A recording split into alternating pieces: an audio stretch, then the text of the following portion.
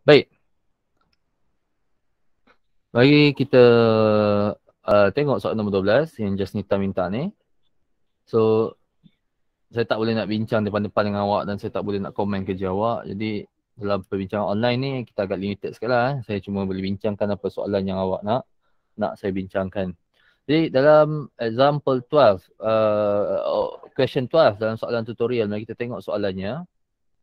Two parallel plates are set a distance 15 mm apart. Okay, so 15 mm apart is the distance between two parallel plates. So 15 mm apart, okay, in a vacuum as illustrated in figure 1.9. The top plate is at potential of positive 200 volt and the bottom plate is at potential of negative 200 volt. If the electron is released perpendicular to the field. Walaupun perkataan dia release perpendicular to the field ni, maksudnya dia ada tunjuk arrow kat sini. Okay. Maksudnya elektron itu ada velocity perpendicular to the phase. So electron initially move with velocity u in x component lah, ada nilai ux dia. Okay. So soalan dia kata sketch the path of electron in the electric field and so ada tambahan itu after emerging from the electric field. So sebenarnya dekat situ ada dua benda lah yang kita nak kena lukiskan. Yang pertama sekali dalam electric field, yang kedua sekali lepas keluar daripada electric field. Baik. So dekat sini kita ada dua plate. Plate yang di atas adalah plate positif. Plate yang di bawah adalah plate negatif. Saya lukiskan elektron tu agak ke bawah sikit dalam gambar ajar saya ni. Ini berbeza sikit dengan soalan yang ada letak elektron dekat tengah-tengah kan. Sebab saya nak exaggerate path of the electron kat sini. Okay. So apa yang berlaku? Apabila elektron tu masuk dalam electric field, dia akan undergoes parabolic motion. Maksudnya parabolic motion macam mana? Dia akan attracted kepada positive plate. So yang hijau tu parabolic motion. Ataupun parabolic path. Tapi lepas dia keluar daripada electric field, dia terus bergerak lurus. Dia tidak lagi pada parabolic path. Okay. Susah sikit. Okay. Okay, so dia terus tegak. So yang merah itu dia tegak. Kat sini kalau awak lukis pakai pensel je lah. Tak adalah warna-warni ni ya. Okay, yang merah tu tapi saya warna-warni kan nak bagi nampak sebab lukisan saya yang parabolik tu tak berapa jelas sangat. Okay, so itu straight line. So ada dua benda. Parabolic path. Yang kedua, straight line. Lepas dia keluar daripada electric field. Okay, so itu kita punya lukisan. Okay, kerana apa dia macam ni? Kerana negatif charge ini dia bergerak yang pertama sekali, dia bergerak ke depan dengan velocity ux, itu constant. Okay, so ux is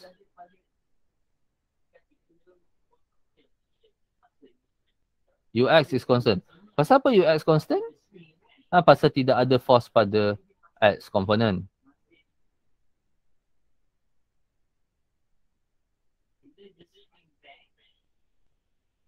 Tapi pada y component adanya electric force yang mana the electrostatic force is towards the positive plate.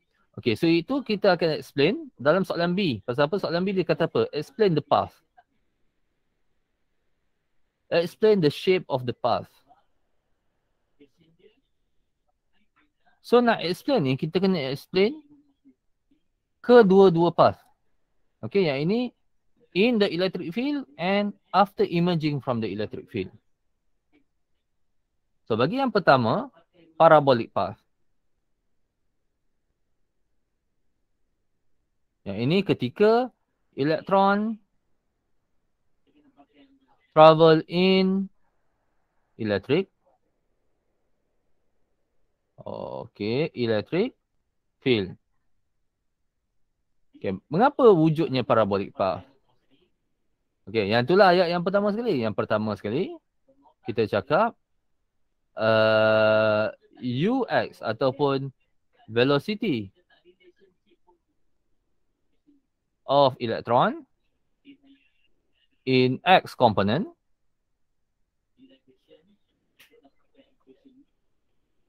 is constant. Sebab apa? Constant? Because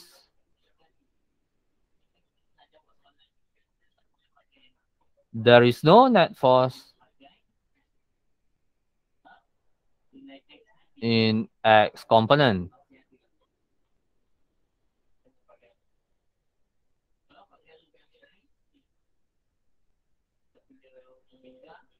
Ataupun fx is equal to 0.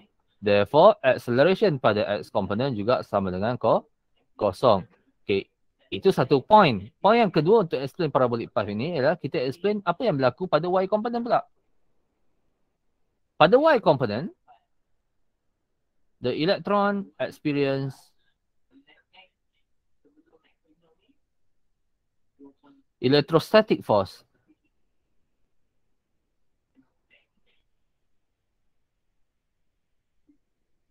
Okay.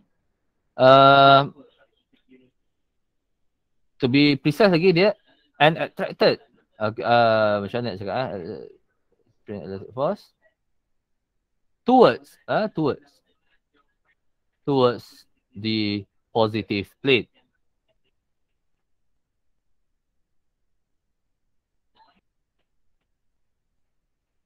Therefore, the electron accelerate in y component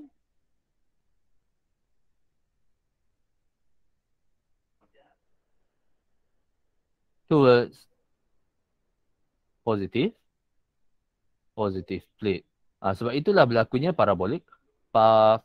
Okay, parabolic path ini kalau kita ingat dia ada dalam semester 1 dulu kita pernah jumpa ya. Ini projectile motion. Okay, itu soalan, itu part yang pertama. Yang kedua, after emerging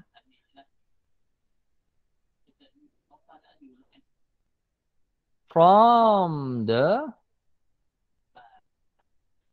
electric field. Maksudnya apa yang berlaku selepas dia emerging from the electric field? Elektron tu bergerak dalam straight line. Apa yang berlaku? There is no force. Lepas dia keluar daripada electric field, elektron tu dah tak experience apa-apa force.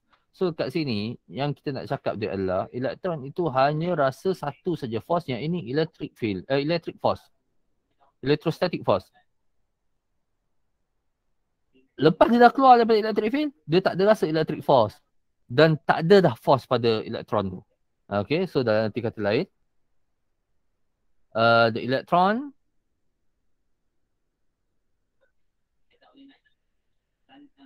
experience no net force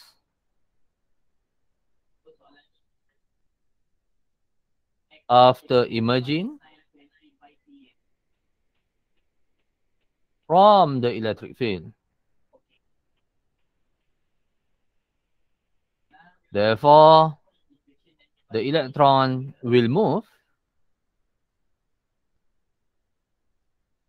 in straight line. Okay, so dia move the straight line tu start daripada sini lah. Dan dia ikut macam dia tangent sikit lah dengan curve yang ada dekat situ. Okay. So itu pada saya explanation yang kedua. Okay. Keyword dekat sini adalah kita cerita tentang force. Kita cerita tentang force. Force yang menyebabkan perubahan pergerakan. Okay, sesuatu objek itu akan terus bergerak lurus melainkan ada force yang mengubah pergerakan dia. Jadi, dalam kes ini, pada yang pertama, elektron itu terus bergerak ke arah kanan. Kerana apa? Tidak ada force yang bergerak, tidak ada force yang bertindak pada X komponen. Tetapi, pada masa yang sama, elektron itu daripada dia berada kat bawah, dia bergerak ke atas menghampiri positive plate. Kerana apa? Kerana adanya electrostatic force pada Y komponen. Dan pokoknya dalam yang kedua pula, dia gerak lurus je. Dia tak ada nak belok-belok ke apa ke. Kerana dah tak ada net force pada X komponen dan Y komponen selepas dia keluar daripada electric field. Sebab dia pun dah tak experience electrostatic force lagi lah. Baik, okey. Untuk soalan C. Determine the magnitude of the acceleration of the electron for the X and Y component. Okey. Simple. Okey. Ni elektron. Okey. Pada X component, UX. Okey. So UX, sorry saya tak nak labelkan velocity sebenarnya. UX sama dengan 0. Net force sama dengan 0. Maka acceleration pada X component sama dengan 0. Cumanya pada Y component, dia ada electrostatic force. Ada acceleration ke atas. Electrostatic force itu, ini jawapan yang pertama, acceleration pada X component sama dengan kosong. Bagi yang kedua ni, electrostatic force ini sama dengan the charge times electric field. Dan according to Newton's second law, the net force on the electron is equal to mass times acceleration. And the only force that acted on this electron is electrostatic force. Therefore, kita boleh equate equation ni, MA is equals to QE. So, acceleration kita boleh kira dengan menggantikan Q sama dengan 1.6 times 10 to the power of negative 19. Electric field is given. Okay, electric field kita tak ada.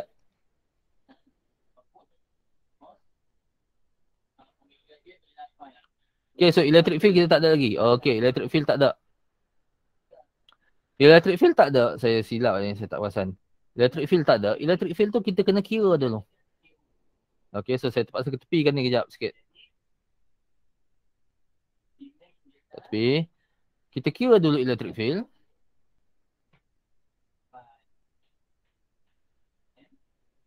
Sama dengan delta V over D. Okay, so electric field sama dengan delta V ni saya ajar moduluskan saja. Okay, nak apa? 200 tolak negatif 200. Okay, 200 tolak negatif 200. Negatif 200 tolak 200 pun boleh juga sebab dah modulus akhirnya jadi positif juga. 200 minus negatif 200. Ini perbezaan di antara kedua-dua plate. So, maksudnya 400 lah.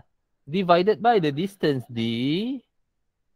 Dia bagi distance D sama dengan 15 mili. So, 15 darab 10 kuasa negatif 3 meter. So, kira electric field kat sini dapat berapa? Electric field ni, kalau saya kira, electric field saya dapat 2.67 darab 10 kuasa 4. Electric field unit apa? Newton per coulomb. Okay. Masukkan dalam calculation kita tadi. Masukkan dalam calculation kita tadi, kita akan dapat electric field tadi kita dah ganti 2.67 darab 10 kuasa 4.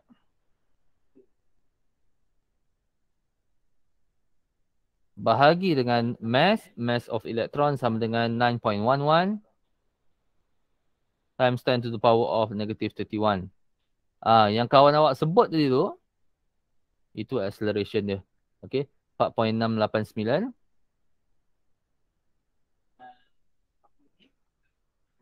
darab 10 kuasa 15 meter per second square.